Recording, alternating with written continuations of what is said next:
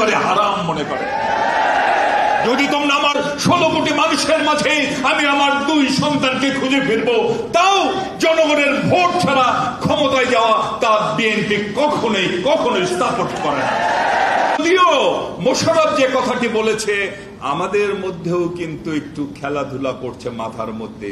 আরে বাবা, এত বড় একটা ঘটনা হলো, তারপর তাদের বক্তব্য হচ্ছে কি, যারা এই ধরনের পরিস্থিতি মোকাবেলা করতে পারেন না তারা নির্বাচন করবেন কিভাবে?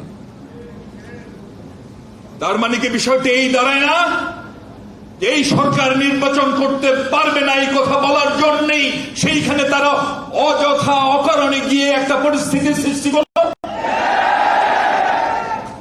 ভাই, আমার বক্তব্য দীর্ঘায়িত করব না। আমরা আবারও বলবো, আসুন আমরা সবাই মিলে একসাথে থাকি।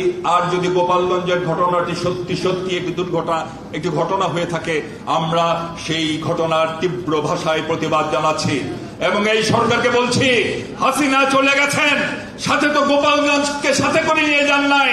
গোপালগঞ্জ এইখানেই আছে।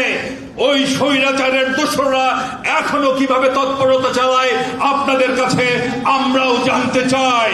যদি আপনারা না পারেন আমাদের বলে দিন, 1 মাস সময় নিয়ে গোপালগঞ্জে যাব। স্বৈরাচারের যে এখনো চিহ্ন বাংলাদেশের মাটিতে আছে তা মাটির সাথে মুছে দেব আমরা।